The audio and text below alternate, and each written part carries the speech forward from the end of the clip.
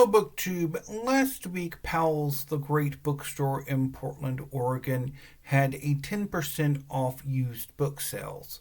So, of course, I jumped on it, and my order came in today. I have not organized these alphabetically because I have not yet logged them into my catalog. I have a document where I list all of the books I own. So I will log them in after I make this video. So first up is A Boy's Own Story by Edmund White. In this, the first of Edmund White's acclaimed trilogy of autobiographical novels, one boy's coming of age during the 1950s becomes one of the most groundbreaking portrayals of gay life in American fiction. Ridiculed by his classmates, the unnamed narrator finds solace in literature, works of art, and his own fantastic imagination. But as he strives to forge new friendships, his yearning to be loved by the men in his life evokes a crushing sense of shame and a struggle to accept who he is. Deeply affecting, A Boy's Own Story is a stunning achievement. So I think I had a copy of this novel about 20 odd years ago, but I never got around to it, and I gave that copy up, and I've wanted to have a new copy of this book for quite a while now, so very happy to finally add A Boy's Own Story to my collection once again. The next book is another reacquisition, this time a bit more recent because I have some unfinished business with this book, which quite a few books that I've hauled today will probably make you think that I should be wearing a yellow jumpsuit and holding a Hattori Hanzo sword. But I don't have one. So this next book is The Surrendered by Chang-Rae Lee. Junhan has forged a life thousands of miles from her birthplace. She has built a business in New York, survived a husband, born a child, but her past holds more secrets than she has ever been able to tell. And 30 years after her escape from war-ravaged Korea, the time has come for her to confront them. Hector Brennan, fighter, drinker, and failure grand in total, is the man who long ago in the aftermath of the war saved June's life. And between June and Hector lies the story of the beautiful, damaged missionary wife, Sylvie Tanner, whose elusive love they both once sought. Bound together by a legacy of violence and love, June and Hector go in search of their past, a journey that unfurls as a profound meditation on the nature of heroism and sacrifice, the power of love, and the possibilities for salvation and surrender. So, really looking forward to giving this another go, although I am a bit disappointed that there is some damage on this book. But of course, it's a used copy. So, and next is After Parties by Anthony Veasna.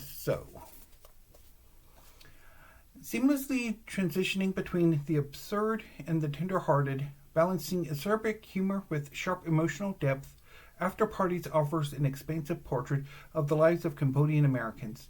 As the children of refugees carve out radical new paths for themselves in California, they shoulder the inherited weight of the Khmer Rouge genocide and grapple with the complexities of race, sexuality, friendship, and family. The unforgettable stories of After Parties delve into the interstices of identity, hinting at life's abiding, imperfect beauty. So I've been meaning to pick this up for quite a while, ever since I first heard about it. Next is 7 Empty Houses by Samanta Schweblin, translated from the Spanish by Megan McDowell. The 7 houses in these 7 stories are strange. A person is missing, or a truth, or memory. Some rooms are enticing, some unmoored, others empty. But in Samanta Schweblin's tense, mind-bending tales, something always creeps back inside. A ghost, a fight, trespassers, a list of things to do before you die, a child's first encounter with darkness, or the fallibility of parents.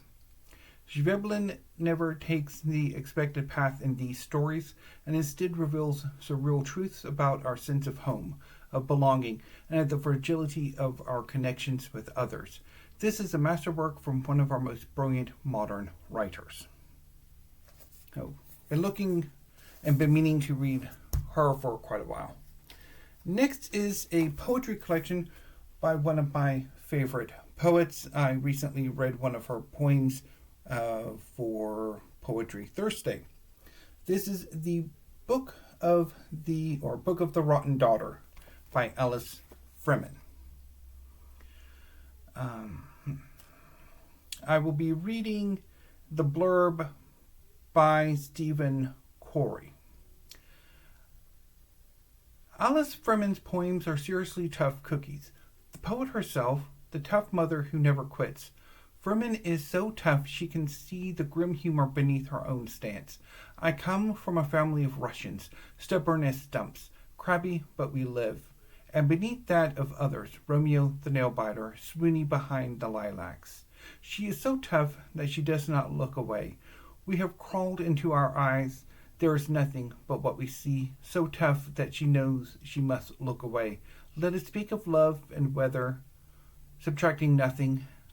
Let us put your mother and mine away for a while, your dying father, my dead one. Friman's poems are so tough that their tenderness breaks hearts, hers and ours.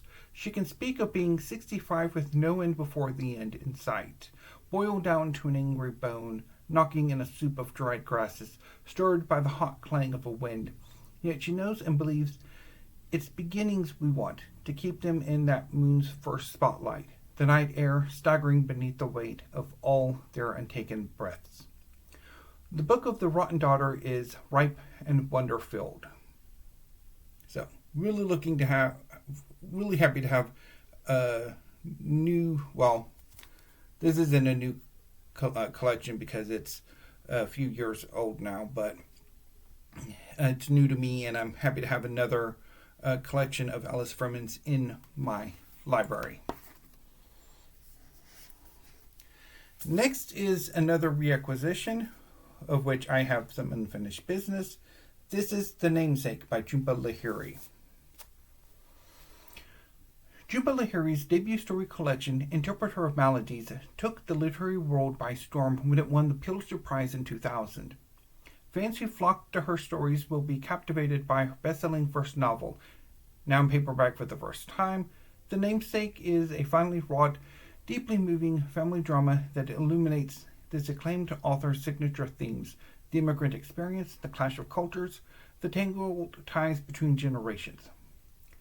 The Namesake takes the Ganguly family from their tradition-bound life in Calcutta through their fraught transformation into Americans. On the heels of an arranged marriage, Ashoka and Ashima Ganguly settle in Cambridge, Massachusetts, where Ashoka does his best to adapt while his wife pines for home. When their son Gogol is born, the task of naming him betrays their hope of respecting old ways in a new world, and we watch as Gogol stumbles along the first-generation path, strewn with conflicting loyalties, comic detours, and wrenching love affairs. With empathy and penetrating insight, Lahiri explores the expectations bestowed on us by our parents and the means by which we come to define who we are.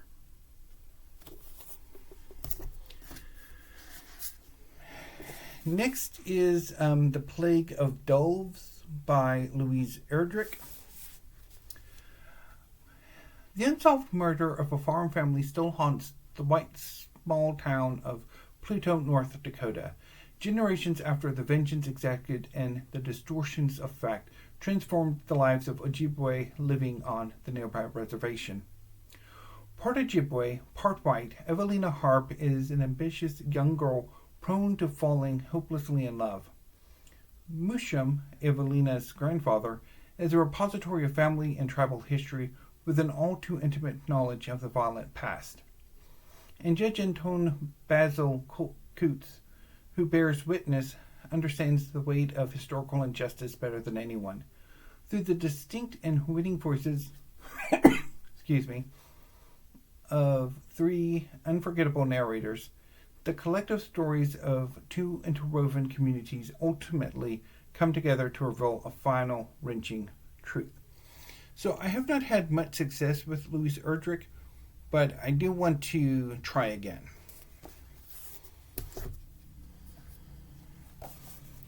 Next is In the Absence of Men by Philippe Besson, translated from the French by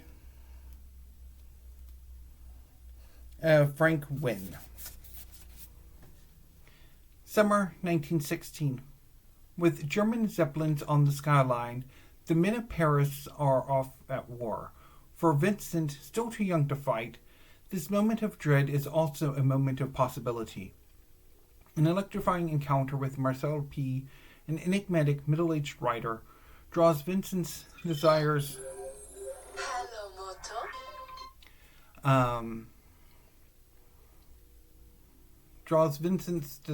out into the light and eventually toward Arthur, the son of his governess and a young soldier on leave. In this stunning portrait of falling in love, Philippe Besson depicts a young man who plays by his own rules and is not afraid of who he is. In the afternoons, Vincent is mentored by Marcel, drawing the judgment of society with him in the city's opulent cafes. And at night, he hides Arthur in his bedroom, embarking on an affair that initiates them into a world of pleasure and shields them from the raging war.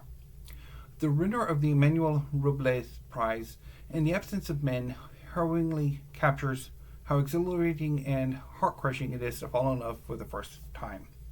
So this is, I believe, Besson's first novel, although the first work of his translated into English is Lie With Me, which was translated by Molly Ringwald, and which I also have. So I'm wanting to pick up more of his work. And finally, the last book I ordered from Powell's and another work of poetry is Deer Trails by Kim Shuck. I will read the blurb. Deer Trails is an elegiac evocation of another San Francisco that lies buried under its contemporary urban landscape, but can still be found peeking through. Native American and native San Franciscan, Kim Shuck is the city's 7th poet laureate, and in these poems she celebrates the enduring presence of indigenous San Francisco as a form of resistance to gentrification, urbanization, and the erasure of memory. So I've been wanting a collection of Kim Shuck's poetry for quite a while. Kim Shuck, as the blurb states, was Poet Laureate of San Francisco and is still deeply involved in the poetry scene in San Francisco. Every month she hosts and puts together a series of poetry jams at the San Francisco Public Library that are available on YouTube. Although the last few months, the uploading of these poetry jams have been erratic. But I've been following Kim Shuck's poetry jams for years now, and they always bring me joy. So very happy to have a poetry collection of Kim Shuck's in my library. Excuse me. So I'm quite pleased with this book haul. I don't know if there will be another one in March. Probably not from Powell's, unless they have another sale that goes on before the end of the month, although that might end up coming in April. But I'm thinking of putting something in with Libris and maybe put an order in with Blackwell's, and I'm also expecting a poetry collection to possibly come in at the very end of the month, although I don't know if I will hold the hauling of it officially until April when I have more books to include. So we shall see. But I'm very happy with this. So, until I see you next time, BookTube, thank you and have a great afternoon.